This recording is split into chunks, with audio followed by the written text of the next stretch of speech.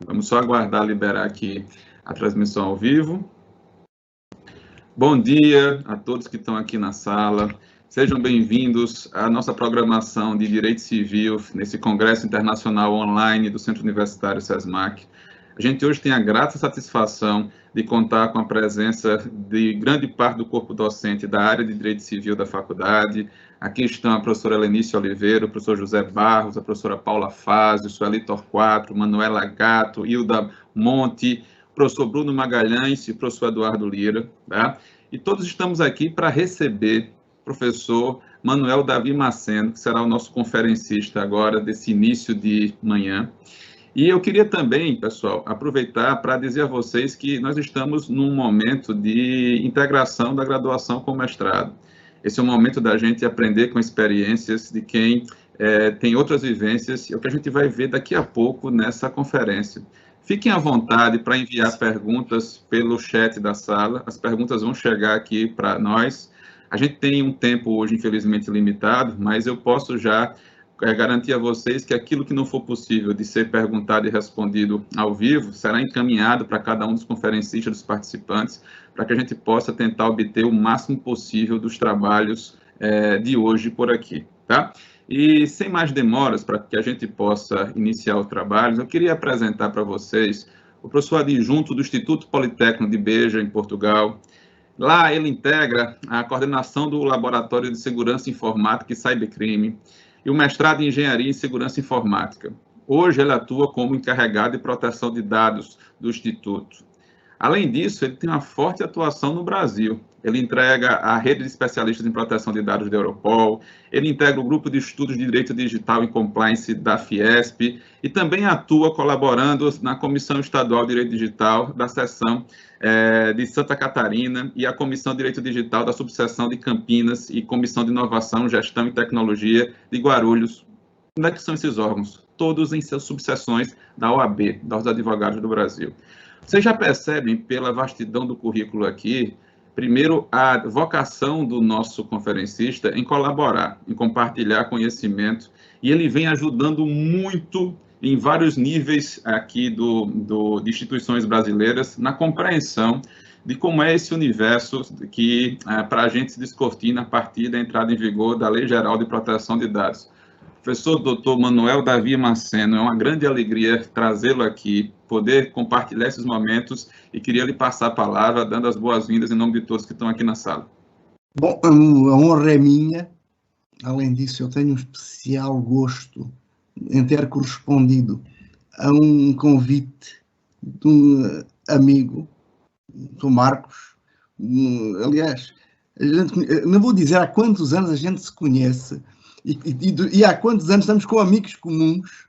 Aí, aliás, olhando para o professor Marcos, ele é um expoente da nova civilística brasileira, daqueles quase que nasceram depois do Código 2002. Nasceram para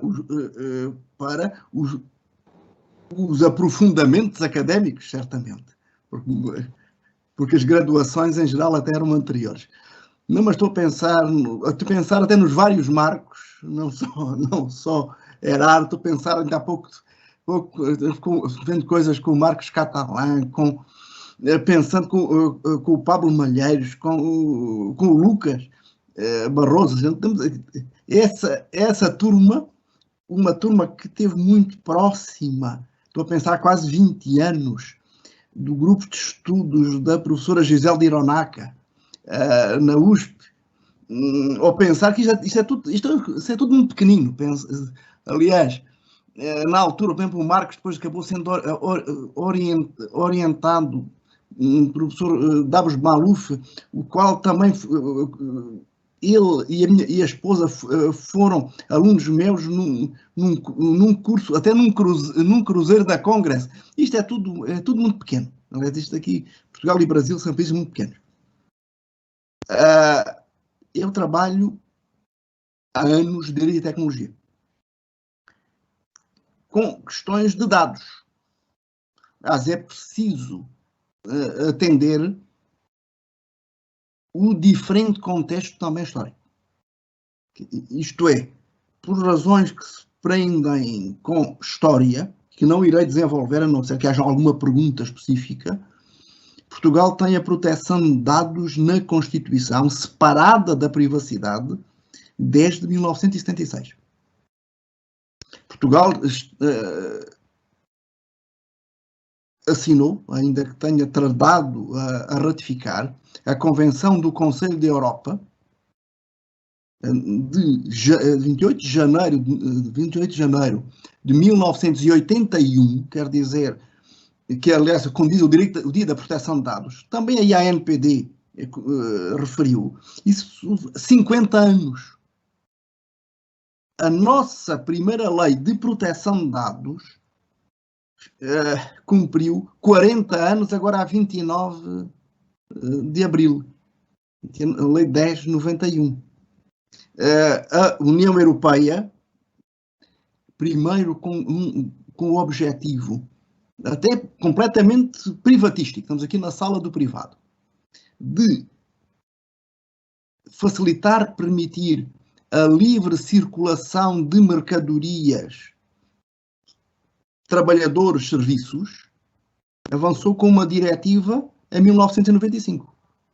Isto não nasceu, nem de longe, com o Regulamento Geral de Proteção de Dados, adotado a 27 de abril, a decisão política final, a 27 de abril de 2016, depois, que entrou em vigor 2 anos e pouco depois. Isto nós levamos mais de uma geração. Logo, a maturidade é necessariamente diferente.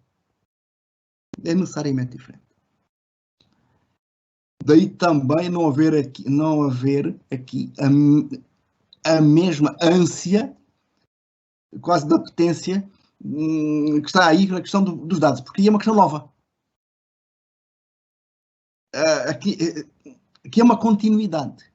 O RGPD foi importante, mas foi mais um degrau numas escadas. E eu vou tentar fechar aqui a questão do bate-papo, que é complicado. Mas isto não é como na Índia, que ouvia-se pessoas depois a conversarem. Eu vou pedir aos colegas que estão presentes que tentem não usar o bate-papo devido aos pop-ups, porque desconcentra. São todos colegas, isto é quase que aluno que fala para o lado e vira em sala de aula. O professor não consegue. Nem o professor, nem o palestrante, eu tenho as minhas limitações de atenção. Bom, mas... Ok. Mas, penso isso em termos de moderação. Mas dizer, respondendo ao muito gentil convite do professor Marcos, eu pensei pegar em termos comparativos em duas questões tecnicamente complicadas e que têm levado a múltiplos equívocos também na doutrina da AI. É bom perceber o que se trata da anonimização, da pseudonimização. São noções-chave dentro da lei brasileira, que iremos ver em paralelo entre o regulamento europeu e a lei brasileira, até porque com soluções diferentes, como veremos, ou parcialmente diferentes, a lei brasileira, não direi que copiou, mas inspirou-se no regulamento europeu. O que é até incontroverso. Controverso, tem inspiração. Não é certamente filha. Até porque o equilíbrio entre os direitos e interesses dos agentes, sobretudo dos controladores e dos titulares dos dados, são muito diferentes entre a lei brasileira e o regulamento europeu. Adiantando já, até como um subsídio ao pré-entendimento, empreendimento interpretativo, está que a lei brasileira, de longe, protege mais os interesses dos controladores, em detrimento dos direitos dos titulares. Bom, é uma constatação facilmente demonstrável, mas também não é só por si criticável. É que eu usei há pouco a metáfora das escadas. Talvez fazer diferente levaria que o degrau fosse demasiado alto, a diferença de degrau fosse demasiado alta para que a escada fosse praticável. Eu vou passar a compartilhar. Ver se eu consigo compartilhar aqui uma tela. Eu não estou conseguindo compartilhar. Eu preciso dessa permissão. Eu vou pedir ao pessoal que libere a permissão. Eu preciso que liberem essa permissão porque fique tranquilo. Eu dou o meu trabalho e quase nunca intervenho sem trabalho prévio e específico. Não faço discursos. Uhum. Eu já pedi ao pessoal da técnica para liberar o compartilhamento da tela. Penso que já estão vendo. Já. Bom. Isso. E já cá estamos. Este aqui, eu procurei adaptar-me graficamente. Bom, o nosso objeto tem a ver com as chamadas medidas técnicas na proteção de dados pessoais. E comecemos já por confronto. Se pegarmos no RGPD, e eu procurei também adaptar-me um pouco à terminologia jurídica brasileira e à terminologia da lei brasileira. Bom, com o parâmetro natureza, âmbito, contexto, finalidades, tratamento de dados, riscos para os direitos, temos que o controlador aplica medidas técnicas organizativas. Nós aqui ficaremos nas técnicas que forem adequadas para assegurar e poder comprovar, atenção, sempre poder comprovar, e este ónus que recai sobre o controlador, que num outro aspecto é muito importante quando estivermos perante responsabilidade civil, administrativa ou eventualmente, no caso de Portugal, criminal, que o tratamento é realizado em conformidade com o regulamento. Consequentemente, surge também um princípio da responsabilidade. Ou, como os nossos colegas de administração gostam de usar em inglês, de accountability. Atenção que esta é uma responsabilidade proativa. Esta ideia da responsabilidade proativa para distinguir da responsabilidade civil, administrativa ou criminal é muito interessante. Até não se encontra na versão em língua portuguesa do RGPD, mas sim na espanhola. Para distinguir. Responde pelo cumprimento pontual, ponto por ponto, dos princípios e regras. Se olharmos para a lei brasileira, encontramos quase o mesmo. Diz que os agentes de tratamento, controladores e operadores, e irei abster-me até para ganhar tempo de referir exatamente qual o preceito, neste caso o artigo 5º, inciso 9º, que os agentes de tratamento devem adotar medidas técnicas aptas a proteger os dados pessoais de qualquer forma de tratamento inadequado ou ilícito. Este preceito é complicado. Estamos aqui no caput do artigo 46. É complicado porque está em termos sistemáticos no âmbito da segurança na proteção de dados. Isto é evidente que é complicado porque se tivéssemos exclusivamente em atenção o elemento sistemático na interpretação, teríamos de ver, bom, seria dentro da segurança, medidas técnicas e administrativas, não se aplicando a problemas internos ou tratamento interno face ao próprio controlador ou operador. Mas, com boa vontade, como neste infine do caput, ou qualquer forma de tratamento inadequado ou ilícito. Bom, vamos admitir que tem âmbito geral.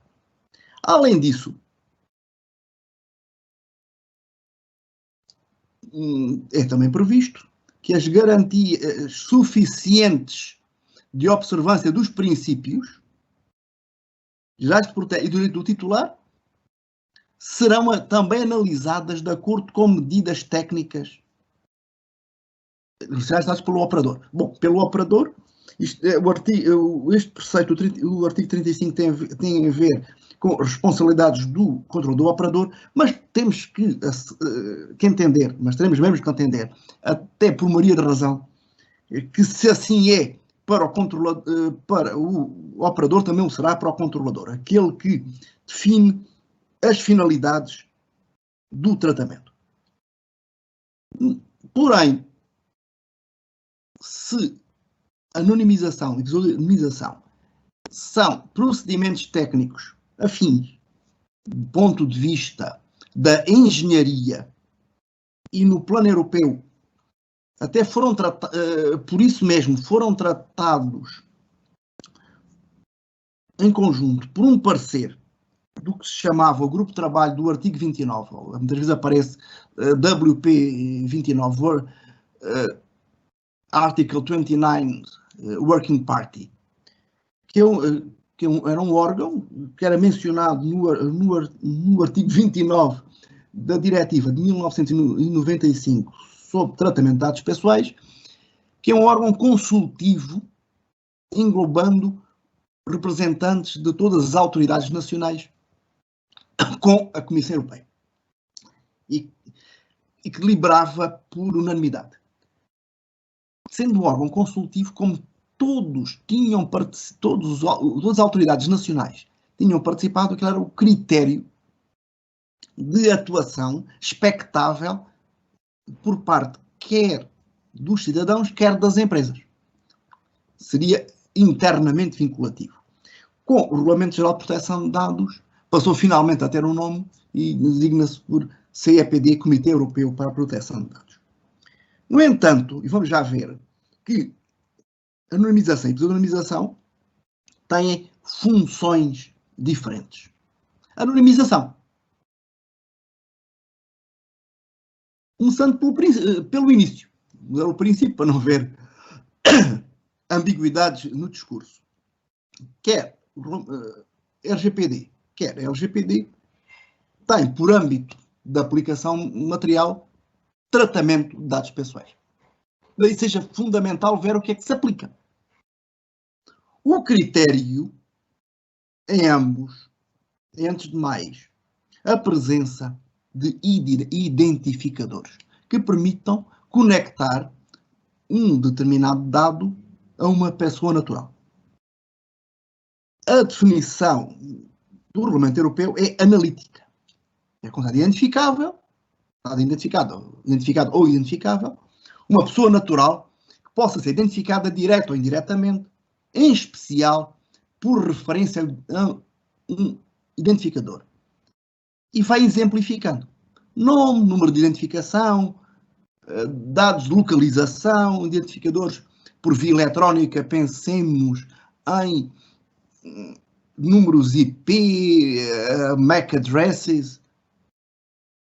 E depois, um ou mais elementos de identidade física, fisiológica, genética, mental, económica. Bom, aliás, basta dizer, para identificar quem está neste evento, dizer o português ou o homem de bigode. Dizer o mais feio ou o mais bonito não dá, porque isso é subjetivo. Também entram aqui quase identificadores ou metadados, dados sobre dados. Sobre estes últimos aspectos, é muito importante um acórdão do Tribunal de Justiça da União Europeia, um acórdão de outubro de 2016, no que se refere à possibilidade de identificação indireta a partir do cruzamento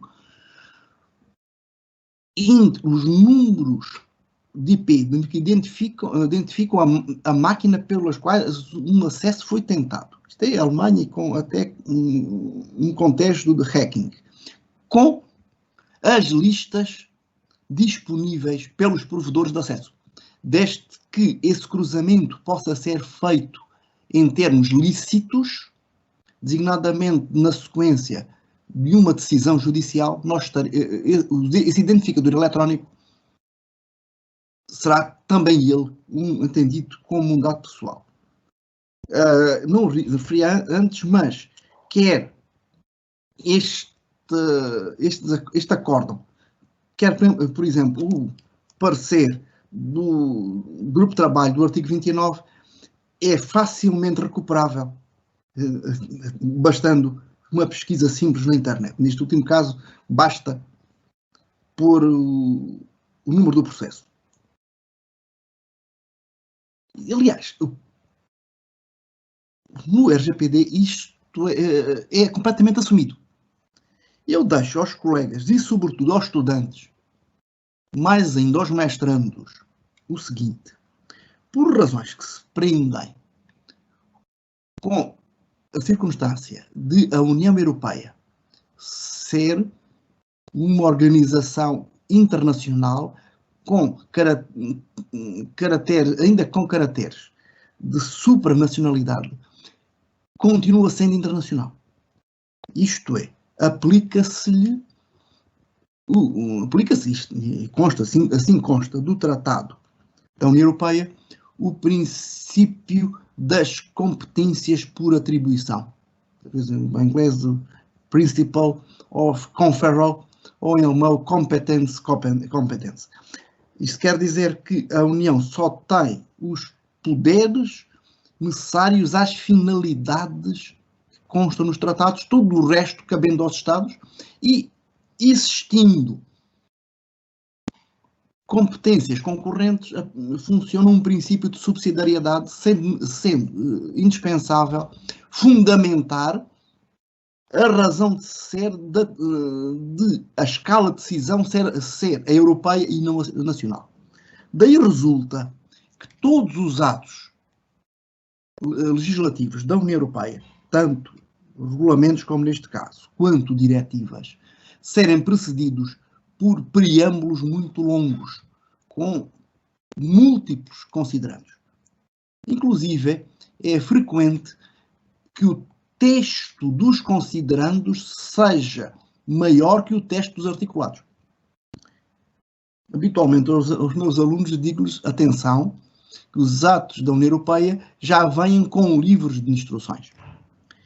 Mas mais que isso, não só é explicado o porquê e o como, mas o que teria sempre alguma relevância interpretativa, mas mais. O Tribunal de Justiça, com grande frequência, sobretudo quando os enunciados propriamente normativos são muito concisos ou com alguma ambiguidade, recorre aos considerandos para fundamentar as respectivas decisões. Quer dizer, os considerandos são mesmo importantes. Desigradamente, acabamos de referir a propósito das relações entre metadados e identificações indiretas, diz o considerando 30 que as pessoas naturais podem ser associadas a identificadores por via eletrónica.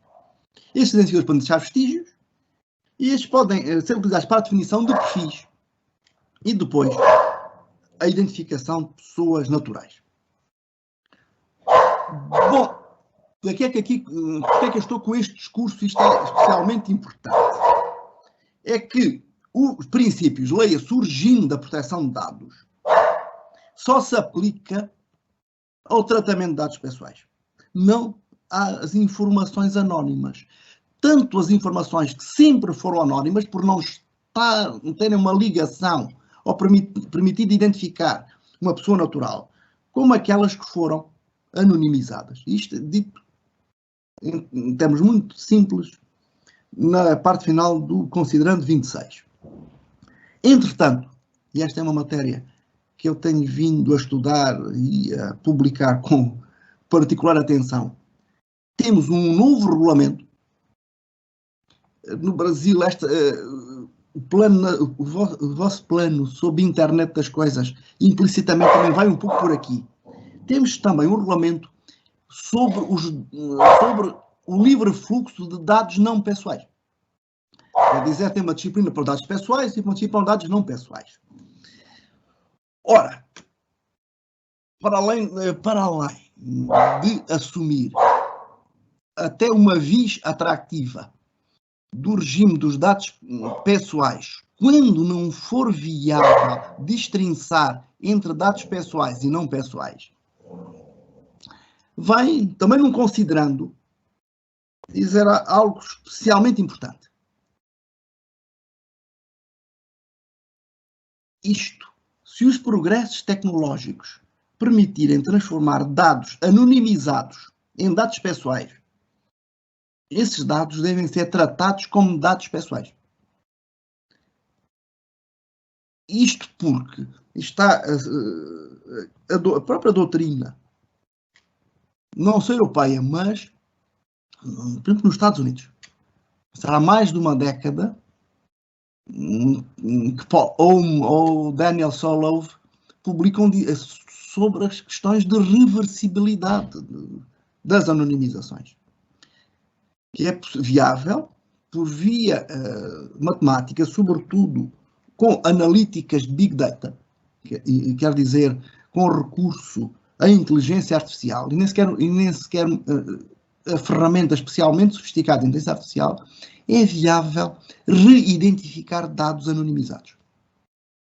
Aliás, isso, o parecer do Grupo de Trabalho do artigo 29, em 2014, isto é, a meio do processo legislativo que conduziu à aprovação do Regulamento Geral de Proteção de Dados, aliás, a proposta da Comissão Europeia é de janeiro de 2012, vem chamar a atenção para isso. Atenção com as anonimizações, com utilizações dados anonimizados.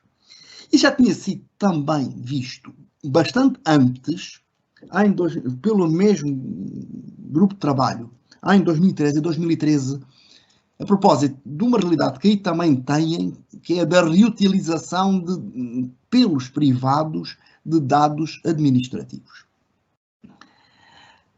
Bom, aí o que resulta é que se tivermos tecnologia que permitir uma identificação, ainda que potencial, porque isto aqui o critério é pessoa identificável, o responsável vai ter de aplicar medidas técnicas organizativas adequadas a aplicar os princípios da proteção e incluir garantias necessárias ao tratamento.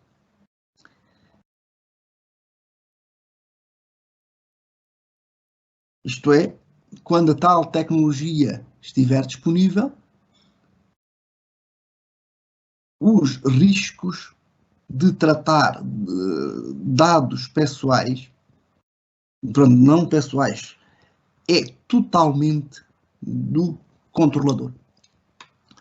Em contrapartida, na lei brasileira, e irei acelerar claramente, temos uma definição sintética de dado pessoal, informação relacionada à pessoa identificada ou identificável. Não há identificadores, embora nós possamos ir um pouco mais longe. Nós a propósito do que se entende por dados pessoais sensíveis, acho que não pus aqui indicação, mas isto sim, está no inciso 2º também do artigo 5º.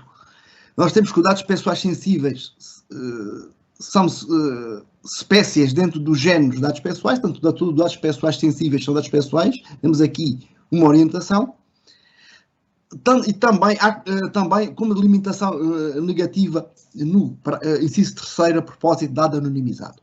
Aqui também podemos aproveitar, pelo menos em termos de aplicação analógica, até porque não colide, o regulamento do Marco Civil da Internet, ainda de maio de 2016, aquele que foi aprovado pela Presidente Dilma, mesmo no final da 24ª hora. Devia estar perfeitamente a arrumar a secretária quando ainda aprovou este decreto. Basta pensar que o Marco Civil foi publicado na terceira semana, terceira semana de abril de 2014, e só em 2016 saiu o decreto. Bem, diferentemente do regulamento europeu, a lei brasileira define a anonimização. Até o faz de uma maneira surpreendente. É dizer, utilização de meios técnicos razoáveis e disponíveis no momento do tratamento. Bom, para a definição, estas referências nem fariam falta. Ou melhor, fazem falta depois, mas aqui nem fariam falta. Bastava dizer, usando meios técnicos pelos quais um dado perde a possibilidade de associação direta ou indireta a um indivíduo. Isto no inciso 11 do artigo 5º. E depois associa a anonimização à legitimidade de estudos por órgão de pesquisa, também de dados sensíveis. Deste quinto especial, ainda, embora não também seria pesquisa, mas especifica realização de estudos em saúde pública. A anonimização também justifica a conservação após o término do tratamento, em vez dos dados serem apagados por já não serem necessários. Isso é em função do princípio da necessidade do artigo 6º da LGPD. Para finalidades de estudo por órgão de pesquisa, pode também ser exigida pelo titular dos dados ao controlador, qualquer momento e mediante requisição, os tais têm de ser desnecessários, precisos ou tratados em desconformidade, mas as limitações, como vimos, são assumidas desde o início pelo legislador brasileiro. É porque os dados anonimizados só o são tendo um critério de meios técnicos razoáveis e disponíveis na ocasião do tratamento. E até põe aqui uma reserva extra. A propósito da identificação através de tratamentos de Big Data que referi antes, a propósito do regulamento europeu, vem dizer isto. Aí no parágrafo 2º do artigo 12. Poderão ser igualmente considerados como dados pessoais aqueles utilizados para a formação de perfil comportamental determinado da pessoa natural se identificada. Sim, bom, está aqui a saída, não está. É porque aqui tem de ser uma pessoa natural efetivamente identificada por esta via, não bastando ser identificável. Não é suficiente a potencialidade, é necessária a efetividade. Bom, mas, como vimos, temos que, aqui, e com mais atenção, e continuamos no artigo 12, que os dados anonimizados não serão considerados dados pessoais, salvo quando o processo de anonimização for revertido e o legislador assume que é reversível. Mas, vejam as reservas.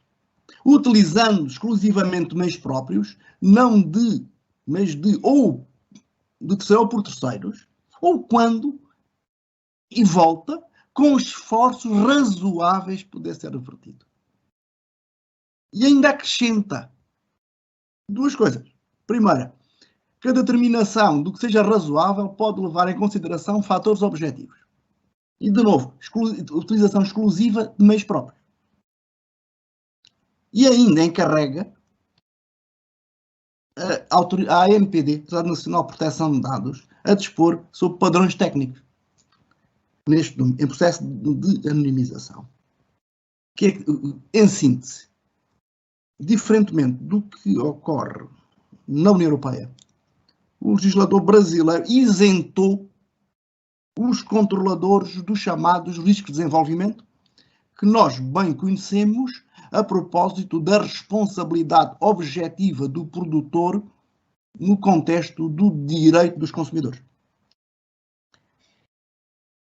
Desenvolvimentos que são comuns, inerentes ao avanço tecnológico. Dito de outra maneira, no Brasil, tal como está a lei, se o controlador ou por conta deste, o processador, anonimizarem utilizando os meios disponíveis à época, ficam para futuro isentos de quaisquer responsabilidades civil, tanto civil quanto administrativa, desde que, isto é no máximo, não sejam eles a repersonalizar esses mesmos dados. Quer dizer, temos aqui soluções opostas. Quanto à pseudonimização, temos em ambos instrumentos legislativos definições. Mais uma vez, o RGPD é mais prolixo. Tratamento de dados pessoais de forma que deixem ser atribuídos a um titular de dados específico sem recorrer a informações suplementares.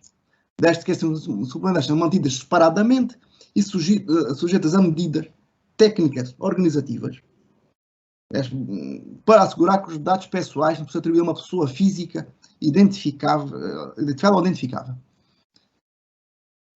É simples, o identificador é retirado, não está o nome da pessoa, pensando até neste nosso contexto, um escritório de advogados, que não me indica o nome dos clientes nos registros que tem, mas tem à parte, eventualmente guardado dentro de um cofre, uma tabela em papel que diz o cliente X054 é o senhor José Silva. O XV27 é o senhor António Pereira. Para dar até os sobrenomes mais comuns no Brasil, de acordo com o Instituto Brasileiro de Geografia e Estatística. O mesmo encontramos no LGPD, parágrafo 4º do artigo 13. Bom, aqui estamos propriamente no âmbito da segurança no tratamento de dados pessoais. Já não no âmbito material, mas propriamente no da segurança. Relativamente a terceiros, colaboradores não autorizados. Deu o exemplo dos escolas de advogados, pode ser um funcionário ou outro advogado do mesmo escritório.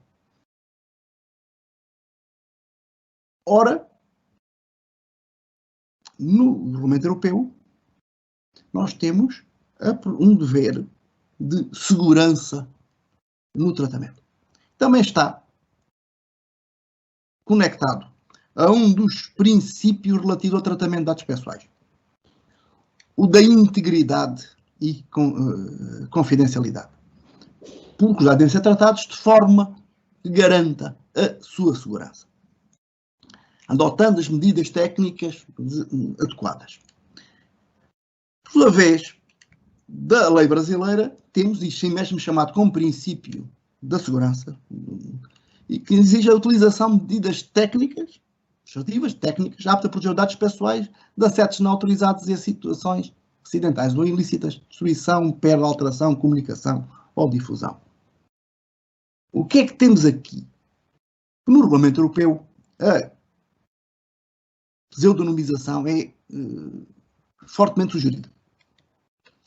No artigo 32, o artigo 32 é o que se dedica à segurança intrínseca.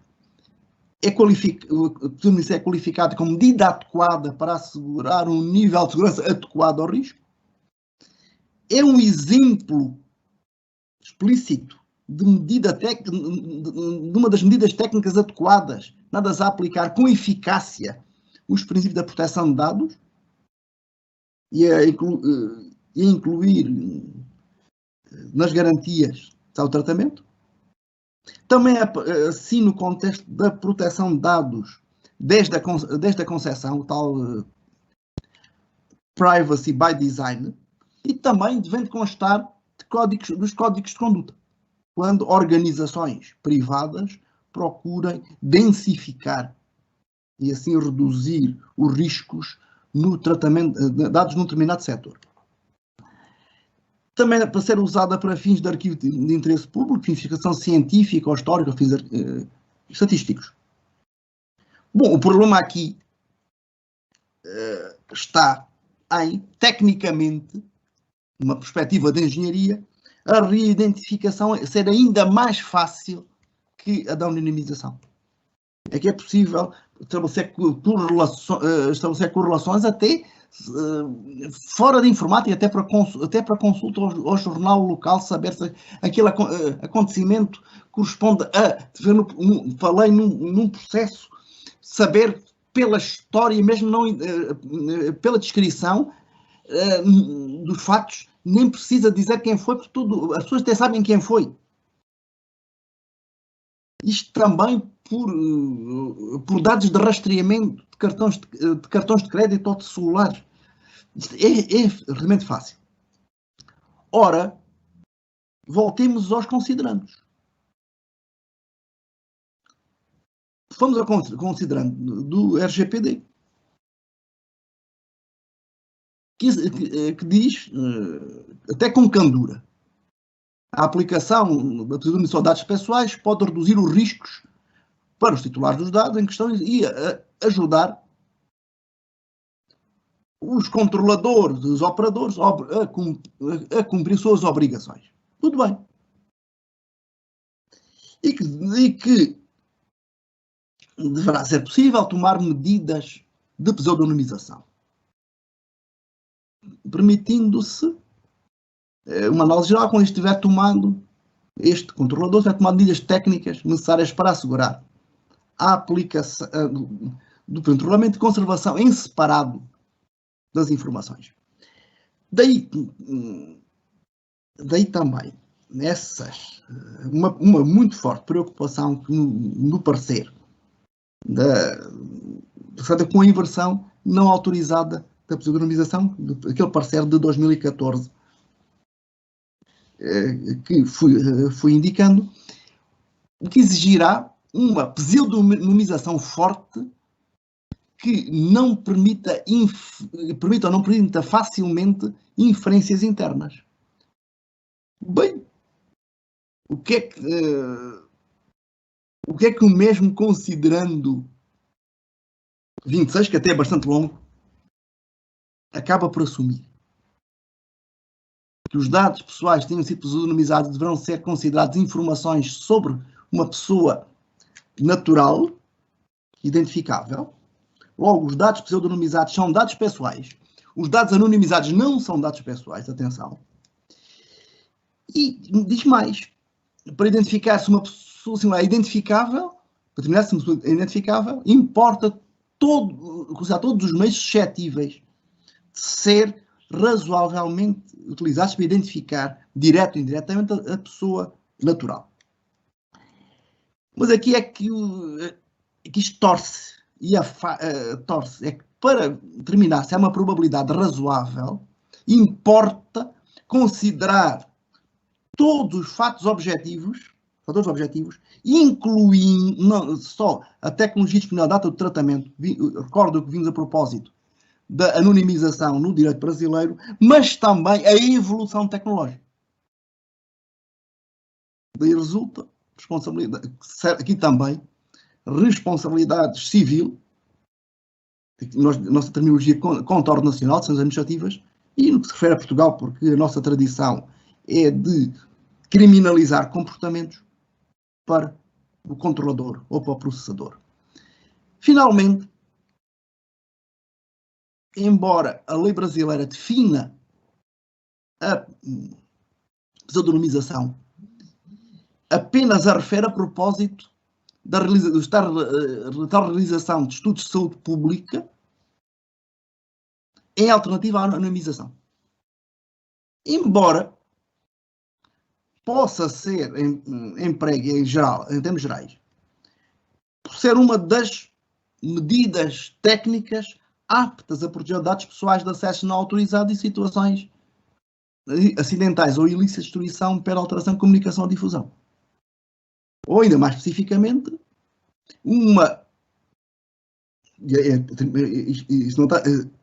isto está escrito igual nos dois preceitos, não me enganei.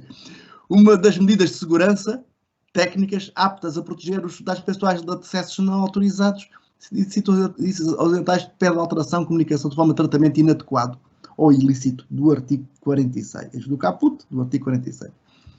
No entanto, não existindo uma previsão análoga à anonimização, no que se refere à definição de regras técnicas de segurança pela ANPD, que neste momento, neste domínio, só tem um poder genérico de dispor padrões técnicos mínimos, fica para os agentes de tratamento de dados, operadores e processadores, mais difícil afastar a ilicitude ocorrendo incidentes de segurança, ficando sujeitos ou mais expostos, melhor dizendo, à responsabilidade civil e às sanções administrativas cuja fonte referi anteriormente. Bem, fico aguardando as vossas objeções, começando até as objeções devidas à minha utilização excessiva do tempo, abusando da vossa paciência. Eu queria, antes de passar a palavra para os professores debatedores, professor Manuel, agradecer, primeiro, a objetividade e, segundo, a precisão e o cuidado com a técnica para tratar do tema. E eu vou abusar um pouquinho aqui da posição de coordenador, vou pedir a Barros e a Manuela 1 minuto, e eu queria ouvir o professor Manuel sobre uma coisa, um aspecto de uma decisão recente, eu acredito que ele tenha tomado conhecimento, envolvendo a linha 4 do metrô de São Paulo. A gente tem uma decisão de primeira instância do Tribunal do Poder Judiciário de São Paulo, professor Manuel, que diz respeito à seguinte situação. Na entrada das estações do metrô, da linha 4, foram colocadas câmeras, e essas câmeras eram utilizadas para fins publicitários. Ao passar pela entrada da estação do metrô, segundo as informações dos autos, a imagem do rosto das pessoas era analisada, e havia, segundo a concessionária do serviço, apenas uma detecção facial. Uma aplicação de inteligência artificial definia se a pessoa que estava entrando na estação era um homem ou se era uma mulher, definia também qual era a faixa etária possível para aquela pessoa, e a partir disso, à medida que a pessoa caminha dentro da agência, da estação, os anúncios publicitários passavam a ser customizados de acordo com os interesses dos grupos, ou de um grupo masculino, ou do grupo feminino, ou de um grupo abaixo de 30 anos, ou de um grupo acima de 30 anos. O Instituto de Proteção e Defesa do Consumidor, o IDEC, ingressa com uma demanda dizendo que a concessionária do metrô estava realizando uma operação de tratamento de dados sem obter consentimento das pessoas, não fazendo distinção entre pessoas capazes e pessoas incapazes, estava utilizando essas informações para ganhos próprios, tá? com fins econômicos, e isso não seria admitido pela Lei Geral de Proteção de Dados. Eu acho que os meus amigos vão concordar comigo que hoje uma das maiores dificuldades nossa é a gente não ter um parâmetro. A gente tem uma autoridade nacional que ainda está nos seus primeiros passos, e a necessidade de definir qual seria a segurança esperada, qual seria a técnica que hoje seria considerado o estado da arte, são perguntas que a gente ainda não tem resposta. A defesa da concessionária nessa ação, professor Manuel, é que ela não realizava operação de tratamento de dados e ela nem chegou a falar de pseudo-anonimização ou de anonimização, porque ela dizia que a máquina fazia mera detecção facial e que as informações não eram armazenadas. E isso vem se repetindo, por exemplo, em lojas conceito dentro de shoppings na cidade de São Paulo, onde o consumidor entra na loja, existe uma câmera que acompanha os movimentos do consumidor e a câmera, no final do dia, gera um relatório como se fosse um mapa de calor. Qual é a parte da loja que os consumidores ficam com mais frequência? Quanto tempo eles costumam passar em cada parte da loja? E com base nessas informações, eles decidem onde expor os produtos. Então, o que eu queria lhe perguntar é se, na alegação da concessionária de que não realiza operação de tratamento de dados e que uma mera detecção facial não poderia nem ser considerada hipótese de anonimização ou pseudonimização, se o senhor concorda com os argumentos ou se acha que seria um caso de incidência da nossa Lei Geral de Proteção de Dados. Concordo, mas não estou pensando, mas é preciso, em termos escolásticos, fazer distinções. Perfeito. Bom, há umas orientações, umas guidelines do Comitê Europeu de Proteção de Dados de 2017 sobre videomonitoramento. Que a gente fala videovigilância, videosurveillance. E esse é um dos assuntos tocados nas orientações. Efetivamente, não há tratamento de dados. O problema seriam dados biométricos, logo dados sensíveis, na conceptualização da LGPD. Embora o regime dos dados sensíveis é assim, também um pouco nebuloso.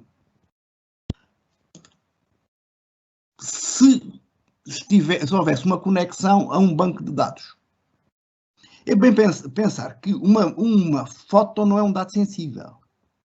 Vou explicar. Não é um dado biométrico. A imagem pode ser um dado sensível, mas é um dado biométrico.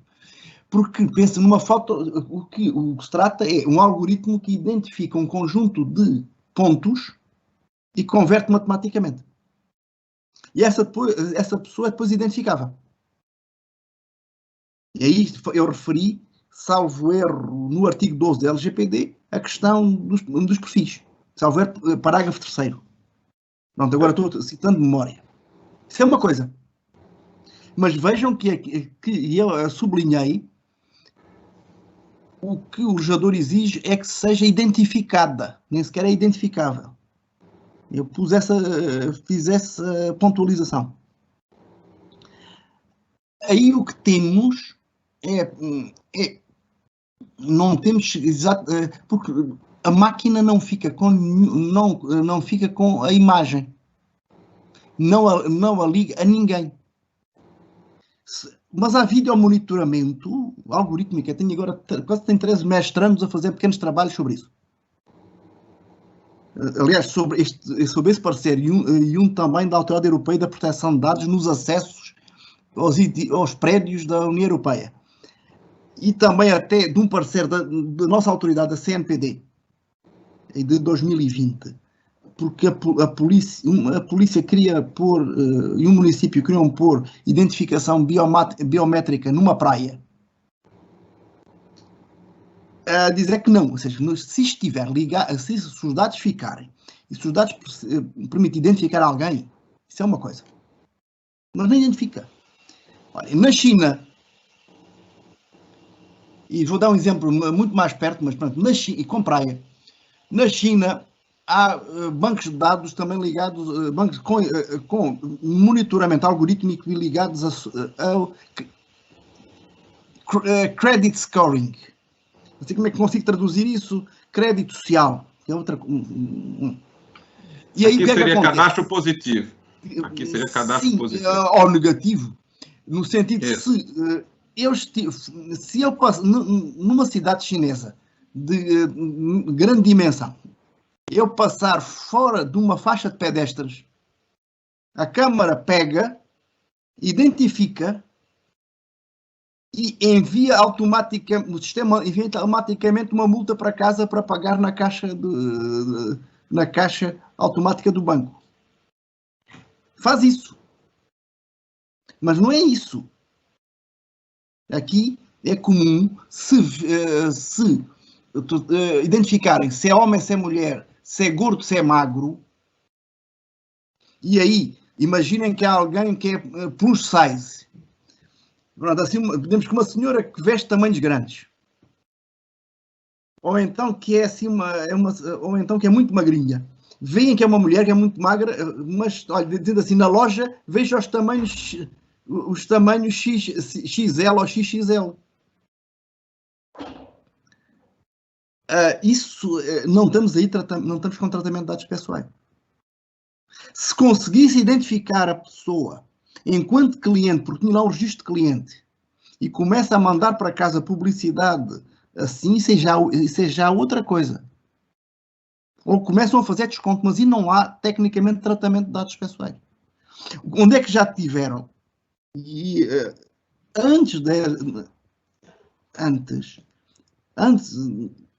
creio que 2018, uma lei municipal no Rio de Janeiro para os ônibus, identificação biométrica de quem está viajando sem pagar.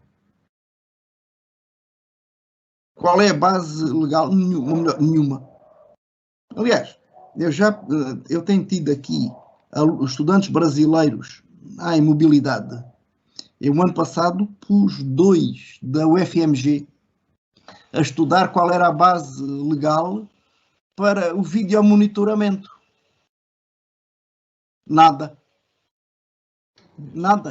Tirando os poderes genéricos da polícia, segurança pública, estou pensando em videomonitoramento em espaço público. Bem, videomonitoramento em contexto de condomínios, também não há base legal. Aparece, salvo algumas leis municipais. O problema é que esses alunos não conseguiram sequer identificar nenhuma lei estadual sobre videomonitoramento. Bom, mas isso... E como aí estamos em direito, certamente em direito público, princípio da competência. Se não há base legal, não pode. Sim, com boa vontade, dentro de um condomínio, podemos pensar isso, o regulamento do condomínio, todos os condóminos concordam, autonomia privada. Vamos ver se podem concordar. Podia haver até alguma cláusula de ordem pública, um critério de ordem pública afastando. Mas no espaço público não. Por isso, professor Marcos, eu creio que mesmo sendo muito rigorosos, nesse caso, não fazendo mais que isso, a questão depois do rastreamento é complicada. Porque para aquela pessoa. Atenção, isto é outra coisa. Porque se for para identificar aquela pessoa e depois ir nas telas seguintes mostrando a mesma coisa, aí temos identificação. Mas se for alguém que está olhando para uma publicidade e dá para ver se é homem, se é mulher, se é alto, se é baixo, aí não creio que tenha problema. Porque não há tratamento de dados pessoais, porque a pessoa não é identificável. O assunto aqui está em plena discussão. Provavelmente teremos recurso da concessionária. A juíza de primeiro grau condenou a concessionária a uma multa de R$100 mil, mas o IDEC queria uma multa de R$100 milhões, para além dos valores que podem acabar revertendo para a própria população no valor do bilhete, e isso é uma preocupação. A discussão está lançada. Eu acho que a gente, nos próximos meses, vai ter repetição desse assunto em outras capitais, em outros locais que utilizam o mesmo sistema, e isso está aqui vamos dizer, na agenda de quem está estudando esse assunto. Sim, e além disso, no Brasil, o ecossistema é diferente, e aí existe uma indústria do dano moral que a gente na Europa não tem. Aliás, aqui dano moral só é atribuído, bom, para além de sofrimento, de morte ou coisa semelhante, só é atribuído a partir de patamares muito elevados de hardship. E dano moral em contexto contratual bom, tirando férias estragadas, e porque há jurisprudência do Tribunal de Justiça, é raro. Em proteção de dados, há uma referência também poder ser danos não patrimoniais. Mas nós não temos esta prática de por tudo e por nada pede indenização por dano moral. A gente ainda tem aí grandes diferenças entre os sistemas. Eu queria trazer para a conversa, professor Manuel, a professora Manuela Gatto. E como a gente está aqui no ambiente da universidade, eu vou dispensar as apresentações da professora Manuela e do professor Zé Barros, tá? E pedir que ela faça as suas considerações agora. Professora Manuela, seja muito bem-vinda, a palavra é sua. Obrigada, professor Marcos. Na verdade, bom dia aqui a todos os meus amigos, colegas de trabalho, e em especial aqui ao professor Manuel, e já parabenizo pela exposição. Fico muito feliz, inclusive, de poder ouvir, né? Eu que estive recentemente, antes da pandemia, em Portugal, em Braga, e tive a grande oportunidade de conhecer o país e participar, né, efetivamente das aulas. Então, é uma sensação saudosa de ouvir hoje aqui a palestra, fico muito feliz.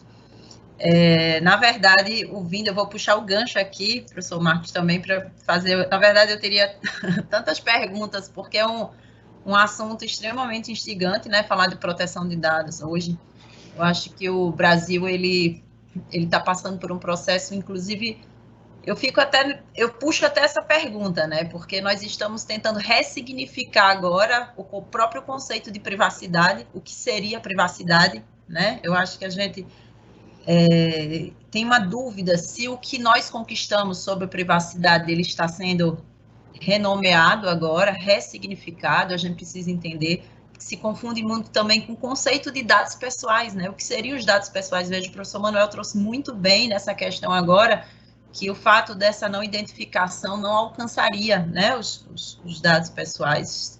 Estamos com a lei aqui no Brasil com muitos artigos revogados, professor, o senhor deve saber, ela nasceu com muitos artigos revogados, uma pena, inclusive o próprio direito ao esquecimento, que foi motivo agora de discussão recente, ela já nasceu com, né, a revogação. E aí eu lanço aqui, na verdade, professor, um questionamento mesmo, uma curiosidade. Eu vou fazer duas em uma. O que é que seria necessário para que o Brasil pudesse ser considerado, vamos dizer assim, um país adequado em relação a essa proteção de dados de forma séria? Eu não sei se é a questão da responsabilidade civil, dos controladores, que o senhor bem disse no início da exposição, né? E quais são os próximos passos, avanços que vocês estão tendo que podem nos aconselhar, vamos dizer assim, né? O que é que o Brasil precisa alcançar aí, já que nós estamos tão recente aqui com a lei no Brasil? Obrigada. Bom, essa é uma pergunta de resposta quase impossível. Não que eu tenha fugido a ela, mas porque, inclusive, já proferi várias palestras sobre o assunto, que até estão disponíveis em vídeo. Estou pensando que no final de abril de 2018, e o final de abril de 2018 é significativo porque ninguém imaginava que o Brasil pudesse aprovar, menos de 4 meses depois, uma lei de proteção de dados. Sim. O empurrão foi na segunda metade do mês de maio, a entrada em vigor do regulamento europeu. Os mídias pensaram assim, então, mas o Brasil não, todo mundo tem. Tem gente que também quer. Foram procurar na gaveta, inclusive uns substitutivos para resolver aquilo de repente. Depois no final do ano, olha, também na 24ª hora, já depois do Natal, o presidente Temer ainda vetou, ainda fez assim, não vetou, aprovou medida provisória, que depois ainda é mais uns vetos já com o novo presidente.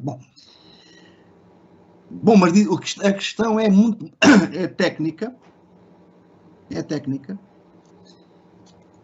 Para além desse equilíbrio, que é então, vocês montaram um equilíbrio difícil entre os interesses dos controladores e dos titulares. É um trade-off, um balanço.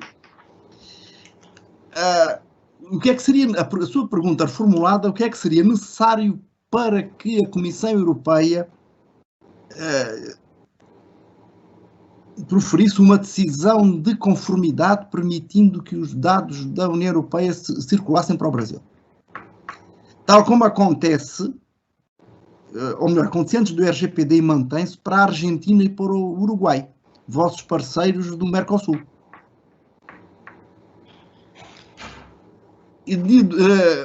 Não estava a dizer, fiz isso em São Paulo, expliquei aos colegas da OAB, isso foi no IDP da Paulista. O Zavalha emprestou, como havia muita gente interessada, o Zavalha emprestou a sala maior do IDP.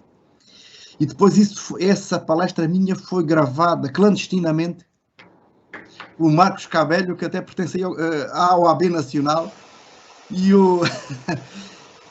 e depois eu encontrei, embora é um amigo, a gente foi junto e tudo, depois para Floripa, depois eu encontrei no canal do YouTube do Cabello. Nessa palestra, e depois peguei eu coloquei no meu. E depois já fiz a última vez que falei no assunto foi a pedido voltei recentemente a pedido da PUC Paraná. Mas dizer uma coisa, duas coisas que eu tenho estudado muito.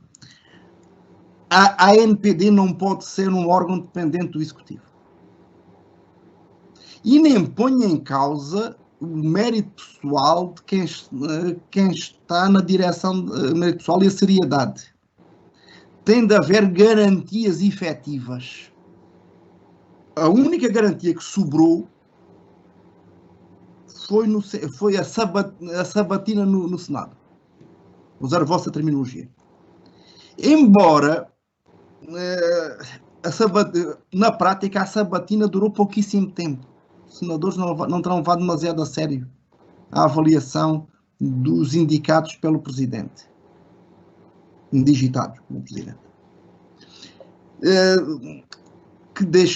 Bom, também não vou pôr em causa serem militares. Mas, se olharmos para os tratados europeus, nós vemos que no artigo 16 do Tratado de Funcionamento da União Europeia e no artigo 8 da Carta de Direitos Fundamentais temos lá como traço essencial uma autoridade independente, em todos os sentidos, também funcionais. Não pode ter o orçamento integrado no da presidência. Não pode ter, bom, há ali algumas garantias para a remoção dos membros da diretoria, estou a pensar na LGPD, para a não remoção dos membros da diretoria, mas a última palavra é do Presidente em exercício. É o Ministro da Casa Civil, Presidente da Casa Civil que desencadeia. Depois há um órgão da administração que controla o processo para afastamento. Mas quem decide é o Presidente. Isto não pode ser. Não pode. Aliás, e o prazo já é curto. Se não ficou lá uma válvula de segurança para que a ANPD possa ser convertida numa autarquia com um estatuto próprio.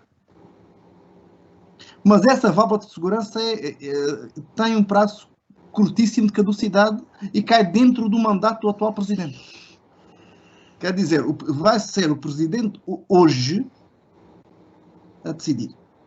Depois tem um aspecto complicadíssimo, que eu venho em cima, aliás, a primeira vez que assisti a isso foi na UNB.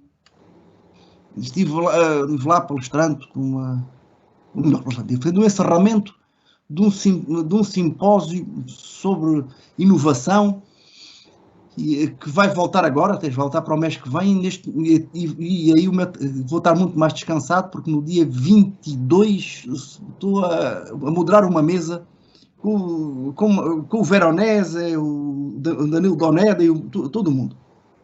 E puseram-me a moderar. Assim, capaz de estar acima, não digo que sou mais velho, que há alguns mais velhos que eu, mas puseram-me a moderar a mesa. O que é que eu assisto aí? Estava no simpósio, tinha que fazer o encerramento, tinha que estar com atenção às coisas. Chega uma moça, estamos em novembro de 2018, explicando um projeto espetacular do Planalto. Fusionar todos os bancos de dados da Administração Federal. Aumenta a eficiência. Bem, o que é que eu quando ouço isso, se eu tivesse um chapéu, o chapéu teria voado por cabelos em pé. O que é que isso permite? E isso houve, logo eu falei num decreto de maio de 2016, logo a seguir, já no início do governo Temer, sai um novo decreto permitindo isso. E foi criado o projeto GovData. Está online. GovData. Que possibilita um profiling, um perfilamento multidimensional de cada brasileiro. Com analíticas de Big Data, daí até para fazer previsões sobre o comportamento de cada um. Assim os meios de cálculo sejam usados e seja feito competentemente. Sim, o que foi referido de Cambridge Analytica, nomeadamente na eleição de Trump ou no Brexit, vocês têm montado no Brasil isso em larga escala. E o que é que acontece de novo? Em outubro de 2019, novo decreto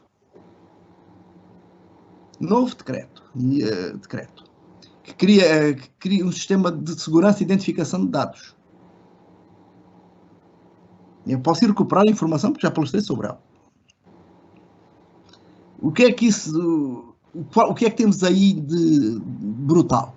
É que ele está legitimado na LGPD. O que é que a LGPD permite irrestrita, limita nos privados, mas permite irrestritamente o compartilhamento de dados dentro da administração pública. Está lá.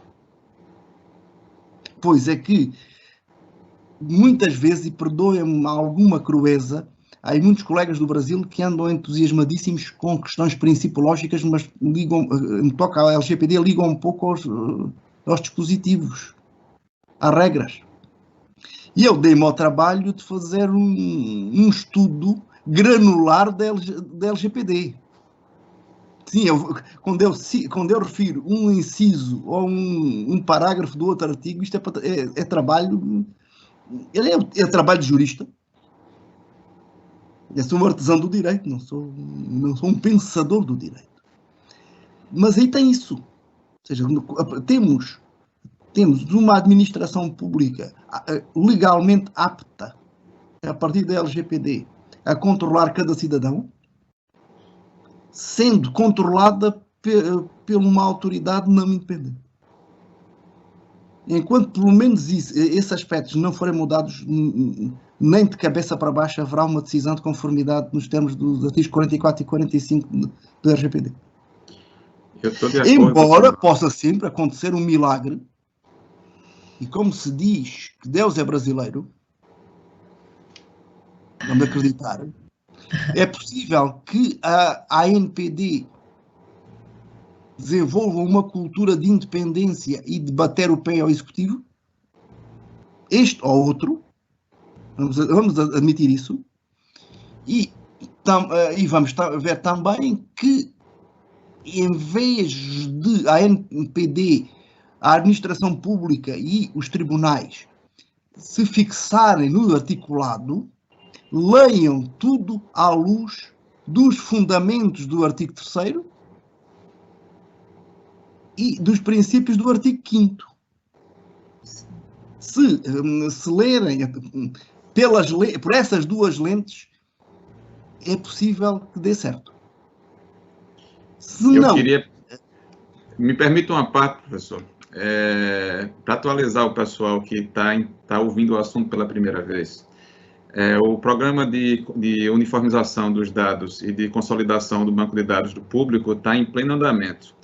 O que a gente conhece é o gov.br, informações da Previdência Pública, do INSS, da Receita Federal, do Tribunal Superior Eleitoral e do Departamento Nacional de Trânsito, todas reunidas.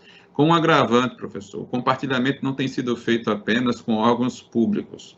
A gente tem situações híbridas, que é o Sistema S, o Senai e o Sebrae, que tem natureza privada, que também tem acesso a esses bancos de dados, sem sequer exigir a figura do encarregado hoje na legislação. E, em segundo lugar, uma coisa essencial para a gente ter em mente é que, com a aprovação no ano passado de assinaturas eletrônicas, o modelo de assinatura eletrônica avançada permite que se use biometria, o reconhecimento facial, para a identificação da firma de um documento.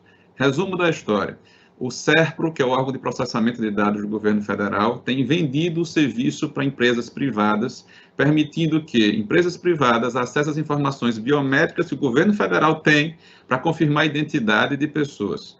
Embora a LGPD, pelo menos formalmente, ponha algumas limitações a isso mesmo, ao compartilhamento com privados. Perfeito. E para completar, a gente tem visto algumas decisões suspendendo essa política de compartilhamento até que haja um mínimo de transparência no que está acontecendo. O risco para a gente, potencialmente... Se pensarmos no compartilhamento dentro dos privados, mesmo dados sensíveis, a LGPD faz depender o não compartilhamento, de saúde, inclusive, faz depender o não compartilhamento de uma decisão da ANPD. Logo, ao contrário, enquanto não houver decisão da ANPD, está liberado. A gente está num perigo de algumas decisões dessas se tornarem irreversíveis por ausência de condições da autoridade nacional de se manifestar nesse momento. Me permita trazer o professor Barros para a conversa. Ele também tem uma indagação para lhe fazer. Eu sei também que, para quem está nos assistindo, o professor Manuel é super gentil, mas a gente tem que levar em consideração o fuso horário e ele precisa seguir para outros compromissos. Eu prometo encerrar aqui, depois da fala do professor Barros. Tá, professor Barros, com uma palavra, por favor. Bom dia a todos, bom dia meus alunos, bom dia colegas professores que estão aqui dividindo essa mesa. Professor Manuel Davi, bom dia e parabéns pela sua apresentação. Tá? Fico sempre muito grato de estar tendo contato com pessoas que não eu vou dizer, da minha terrinha, mas eu não nasci em Portugal. Meu avô é português, era português, então tenho lá os meus vínculos com Portugal. Minha enteada estuda aí, faz engenharia na Universidade do Porto, então tem as minhas conexões. Não é só a Manuela que estudou aí, mas eu tenho ali meu vínculo genético com Portugal. Bom, só interrompendo, sendo neto português, só não é português se não quiser. Mas eu já estou trabalhando isso. Já estou trabalhando isso, professor, não se preocupe, não. E aí, o que acontece? Eu tinha várias indagações, na verdade, mas falar depois da Manuela e depois da sua apresentação, sobra pouca coisa para a gente falar. Para ser mais sucinto aqui, eu tenho um questionamento em comparação ao RGPD e a LGPD nossa aqui, que o RGPD ele faz uma abertura de uma eventual regulamentação local em cada país na Europa sobre as relações de emprego, de trabalho. Sim. E a LGPD ela não faz essa referência. O que o senhor considera melhor? O fato da gente ter essa orientação para uma regulamentação, ou eu ter uma norma aberta aqui que eu possa interpretar genericamente, incluindo o trabalhador nessa proteção de dados? Eu pergunto isso por quê? Dois fatores. Primeiro, eu saio do trabalho, os meus dados ficam lá. E são informações que eu poderia pedir anonimização, pseudo-anonimização, apagamento, ou é obrigatório que fique aquele dado lá até para comprovações em termos processuais. E agora, durante a pandemia, a gente tem feito praticamente trabalhos online, né? E aí, eu, por exemplo, as minhas aulas em todas as instituições, eu gravo e fica lá gravado e disponibilizado. Eu tenho cuidado sempre de dizer aos alunos que usem só para efeito daquela aula, daquele semestre, para não acontecer o que aconteceu do senhor olhar, de repente, num canal do YouTube e está uma palestra sua que o senhor não deu autorização para isso. Tá? Então, como é que fica essa questão? O senhor acha que o ideal é que a gente regulamente isso em termos de relação de emprego, de trabalho, ou deixa aberto e eu encaixo como fica aqui na LGPD? Bem, essa resposta é quase política, eu já a enfrentei tecnicamente. Que é o seguinte, o Estado, sendo o regulamento da União Europeia,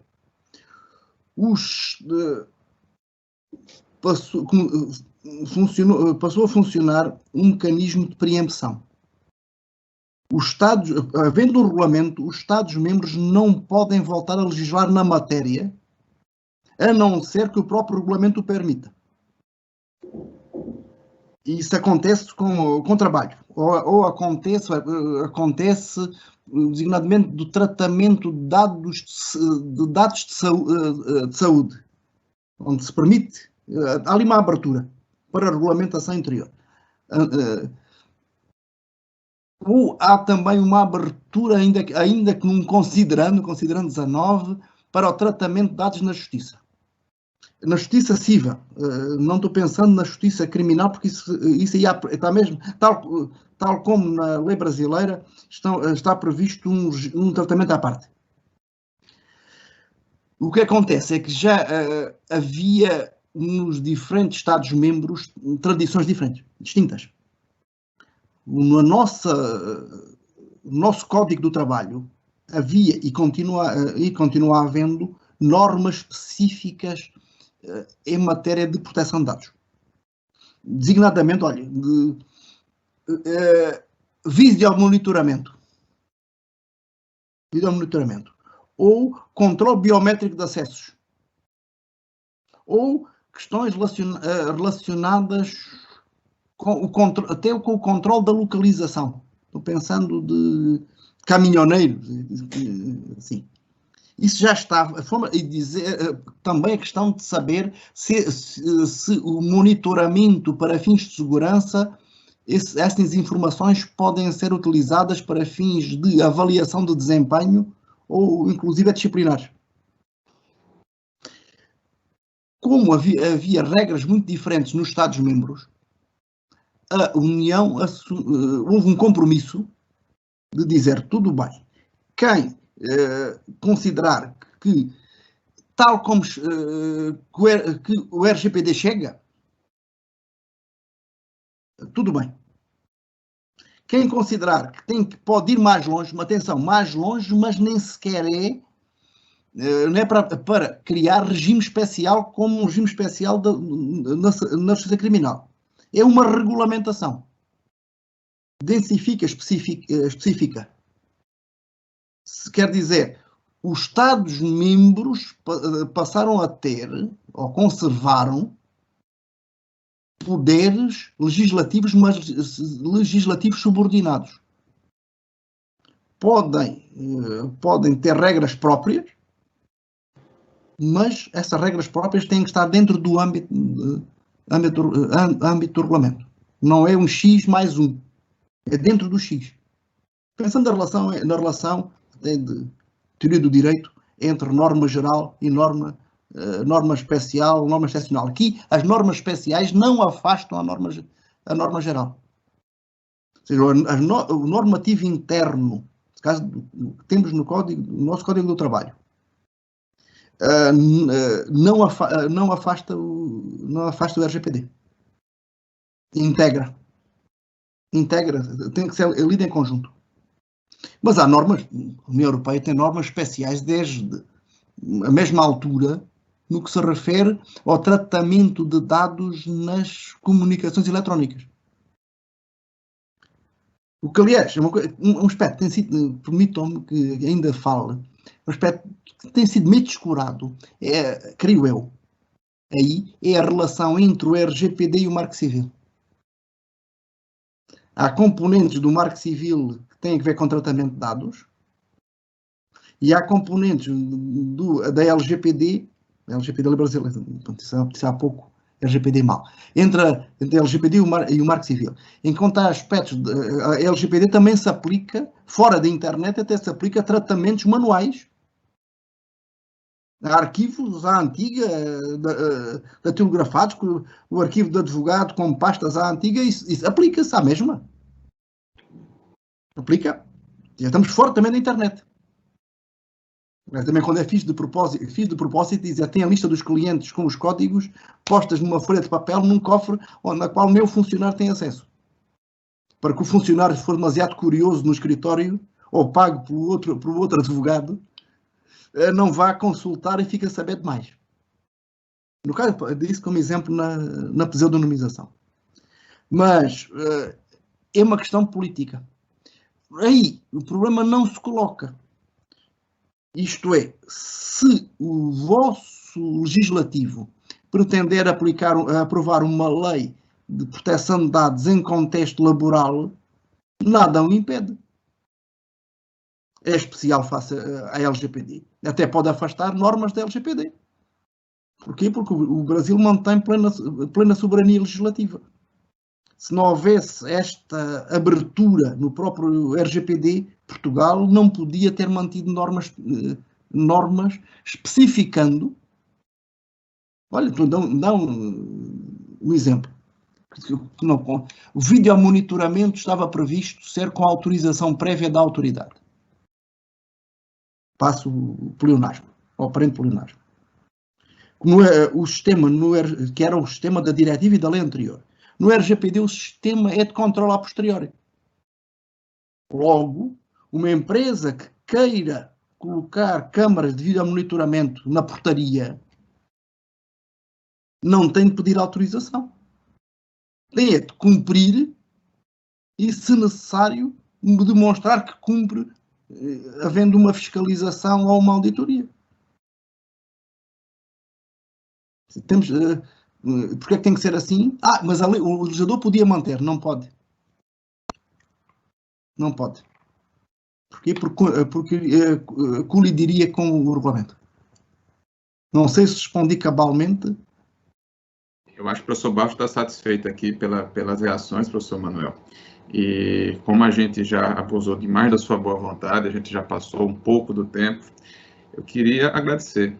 Queria dizer que vamos ser eternamente gratos pela sua colaboração aqui. Vai caber à professora Manuela e ao professor Barros na sala de aula continuar discutindo esse assunto com os nossos alunos e que a gente possa, a partir da sua fala, entender a necessidade de perceber as diferenças entre os sistemas jurídicos, as diferenças entre as leis, os momentos que a gente está em cada um desses países, mas como é importante ouvir a experiência de quem está um pouco mais à frente, quem discute isso há mais tempo, para poder a gente ponderar, tá, da possibilidade ou não de enfrentar essas questões à luz da nossa própria realidade. Tá?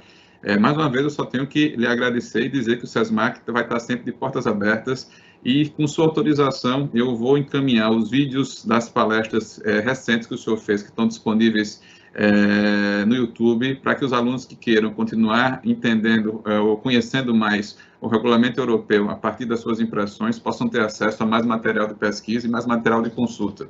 E devolvo a palavra para as considerações finais. Me permita dizer uma última coisa. Por favor. É que isso tudo para os estudantes. olhar para outro ordenamento ajuda a entender muito melhor o nosso. E não é uma questão de estar avançado ou atrasado. Por uma razão, a natureza, ou Deus, conforme entenderem, nos fez com 2 campos de visão sobrepostos. Há animais que não... A nossa, nós, quando os campos de visão do olho direito e esquerdo se cruzam, nós ficamos com... o nosso cérebro processa a profundidade. Para mim, estudar a lei brasileira me ajudou bastante a entender melhor o regulamento europeu. Perfeito. Isto não é uma questão de estar acima, estar abaixo, à frente ou atrás.